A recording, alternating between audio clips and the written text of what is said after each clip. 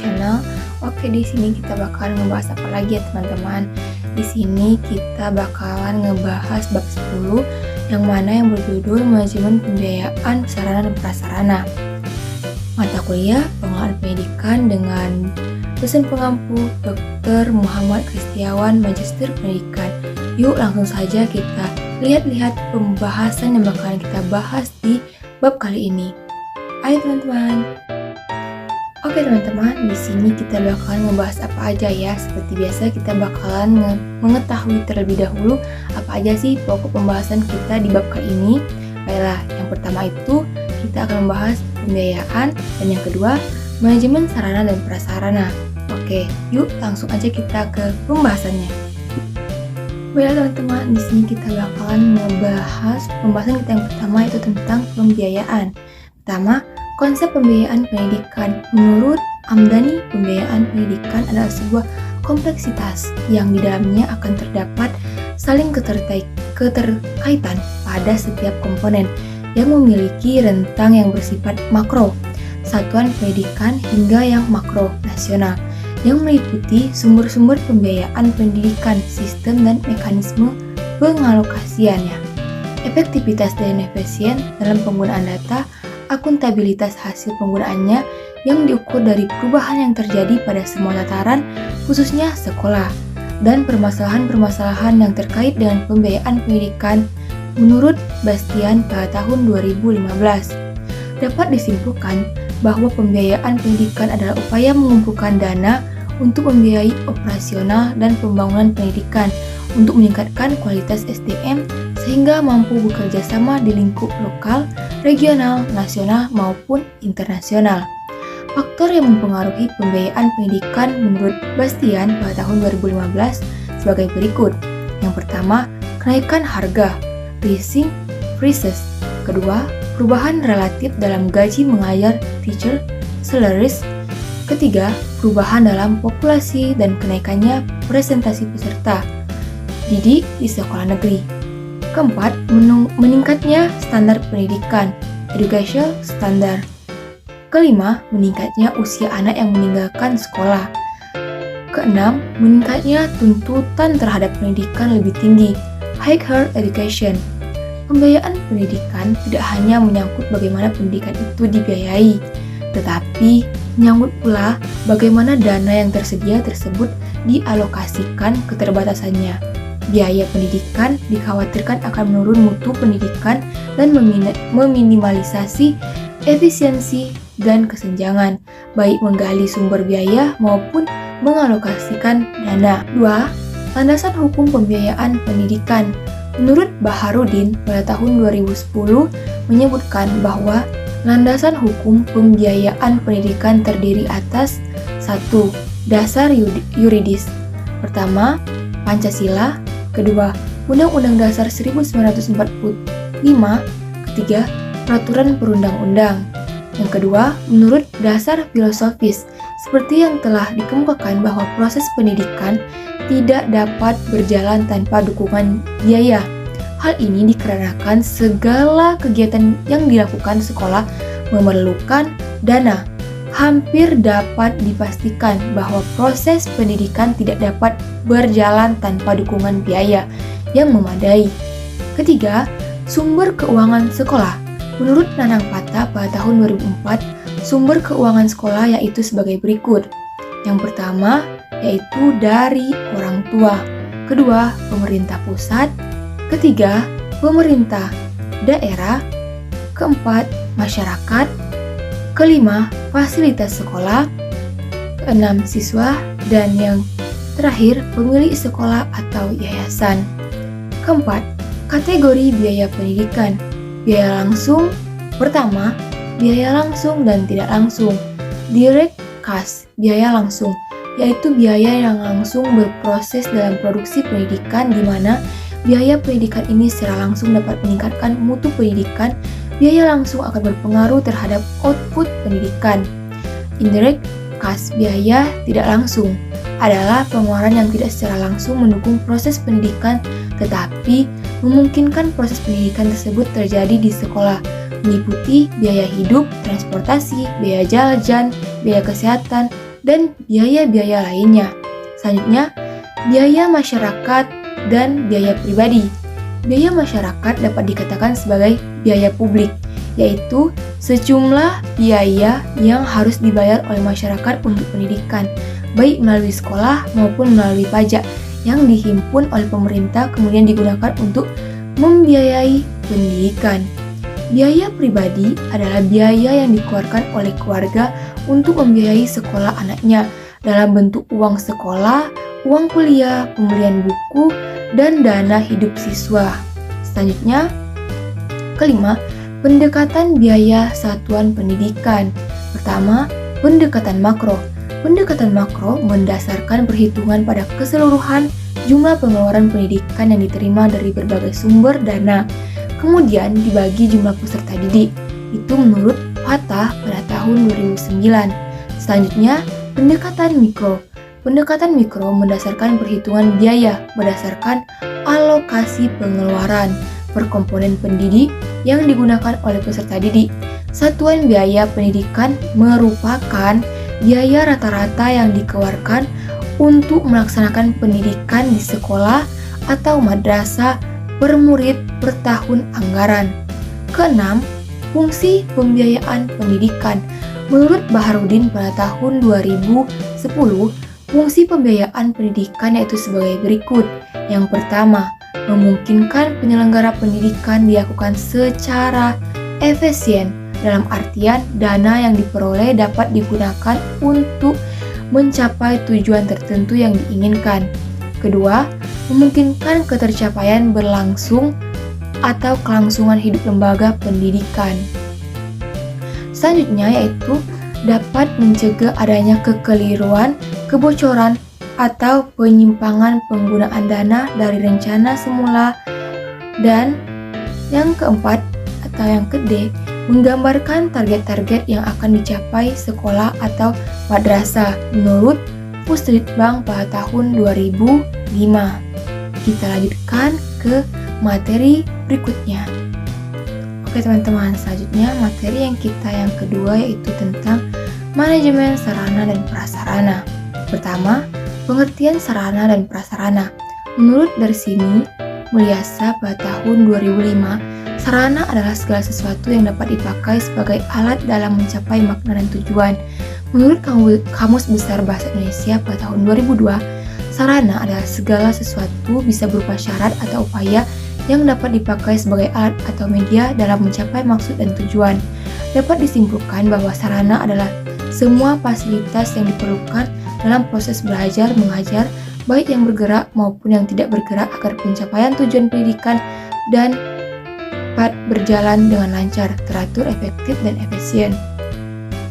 Sedangkan prasarana merupakan semua perangkat kelengkapan dasar atau fasilitas yang secara tidak langsung menunjang jalannya proses pendidikan atau pengajaran seperti halaman sekolah, taman, dan kebun. Manajemen sarana dan prasarana adalah suatu kegiatan bagaimana mengatur dan mengelola sarana dan prasarana pendidikan secara efektif dan efisien dalam rangka pencapaian tujuan yang telah ditetapkan. Menurut Baharudin pada tahun 2010. Kedua, perencanaan sarana dan prasarana. Menurut Wiantara dan Sumatro pada tahun 2004 mengemukakan bahwa perencanaan adalah merupakan kegiatan pemikiran, penelitian, perhitungan, dan perumusan tindakan-tindakan yang akan dilakukan di masa yang akan datang, baik berkaitan dengan kegiatan-kegiatan operasional dalam pengadaan, pengelolaan, penggunaan, pengorganisasian, maupun pengendalian sarana dan prasarana. Perencanaan sarana dan prasarana persekolahan dapat didefinisikan sebagai keseluruhan proses perkiraan secara matang, rancang, pembelian, pengadaan, rehabilitas, distribusi, atau pembuatan peralatan dan perlengkapan yang sesuai dengan kebutuhan sekolah. Ketiga yaitu tujuan dan manfaat perencanaan sarana dan prasarana.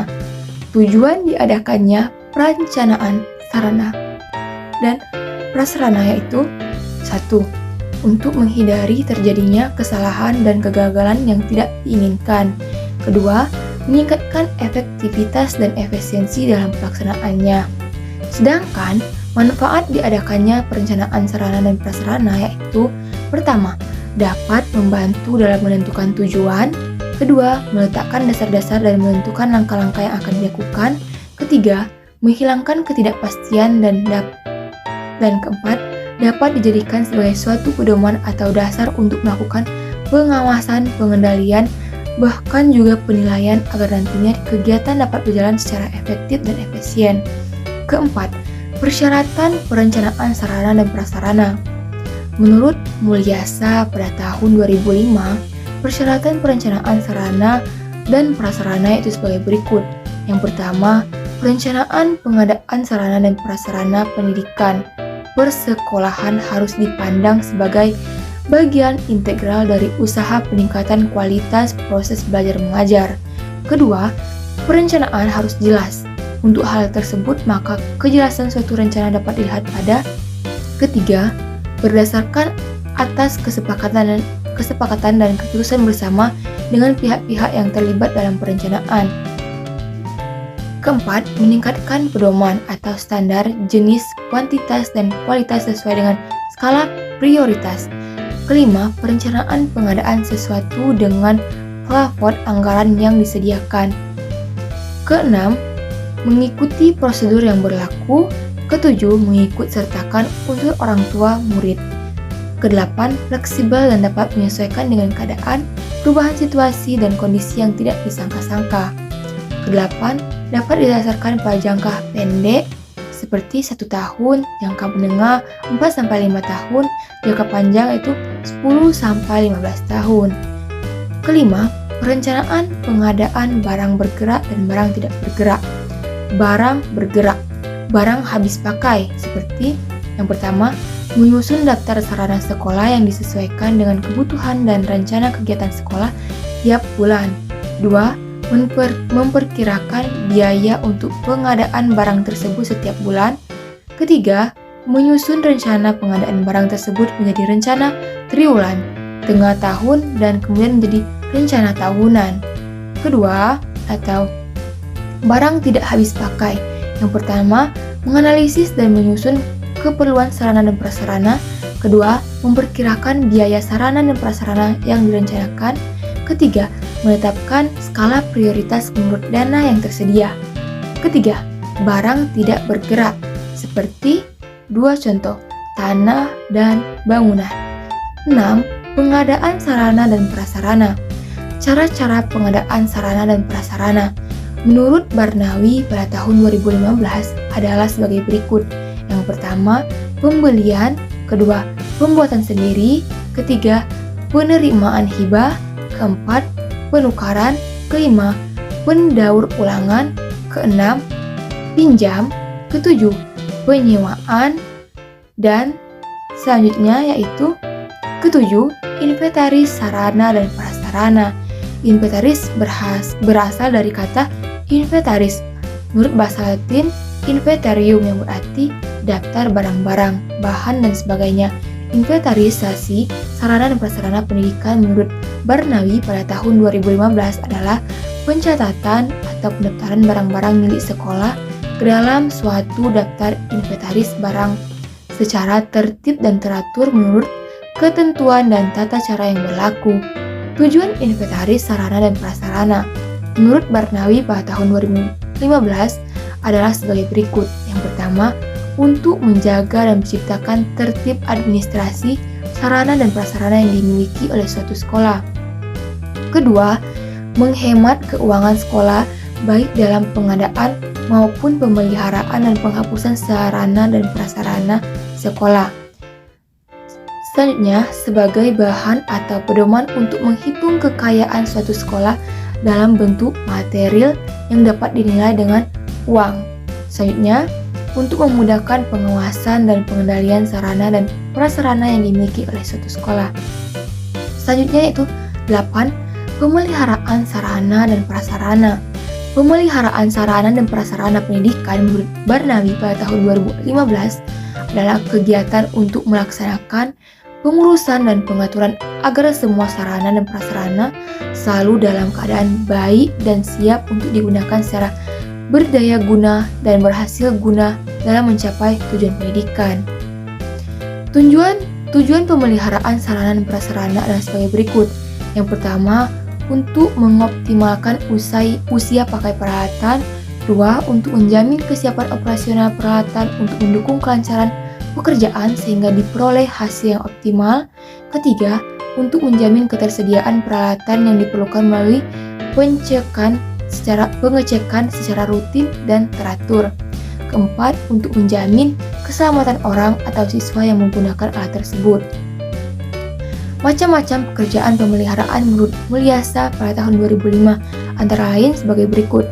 Pertama, perawatan terus-menerus, teratur atau rutin. Kedua, perawatan berkala. Ketiga, perawatan darurat. Keempat, perawatan preventif.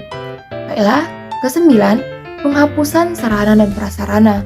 Menurut Bardawi pada tahun 2015, penghapusan sarana dan prasarana merupakan kegiatan pembebasan sarana dan prasarana dari pertanggungjawaban yang berlaku dengan alasan yang dapat dipertanggungjawabkan. Tujuan penghapusan sarana dan prasarana menurut Bardawi pada 2015 adalah sebagai berikut. Yang pertama, mencegah atau sekurang-kurangnya membatasi kerugian pemborosan biaya pemeliharaan sarana dan prasarana yang kondisinya semakin buruk, berlebihan atau rusak dan sudah tidak dapat digunakan lagi. Kedua, meringankan beban kerja pelaksanaan inventaris. Ketiga, membebaskan ruangan dari penumpukan barang-barang yang tidak dipergunakan lagi menurut dipergunakan lagi. Selanjutnya, menurut Devdiknas 2007, syarat-syarat sarana dan prasarana yang dapat dihapus menurut Suharsinisi Bardawi 2015 yaitu 1. Dalam keadaan sudah tua atau rusak berat sehingga tidak dapat diperbaiki atau dipergunakan lagi. Kedua, perbaikan akan menelan biaya yang besar sehingga merupakan pemborosan. Ketiga, secara teknis dan ekonomis kegunaannya tidak seimbang dengan besarnya biaya pemeliharaan. Keempat, tidak sesuai lagi dengan kebutuhan masa kini. Kelima, penyusutan di luar kekuasaan pengurus barang, misalnya barang kimia. Selanjutnya, keenam, barang yang berlebih jika disimpan lebih lama akan bertambah rusak dan tak terpakai lagi. Dan yang ketujuh, dicuri, terbakar, musnah sebagai akibat bencana alam. Baiklah, itu tadi pembahasan pada bab 10. Oke teman-teman, itulah tadi pembahasan kita tentang bab 10 yaitu tentang manajemen pembiayaan sarana dan prasarana. Oke teman-teman, sampai jumpa di video berikutnya. Dan jangan lupa untuk teman-teman selalu cek link di bawah untuk mengevaluasi kemampuan teman-teman di bab kali ini. Oke teman-teman, saya akhiri. Wassalamualaikum warahmatullahi wabarakatuh. Bye-bye.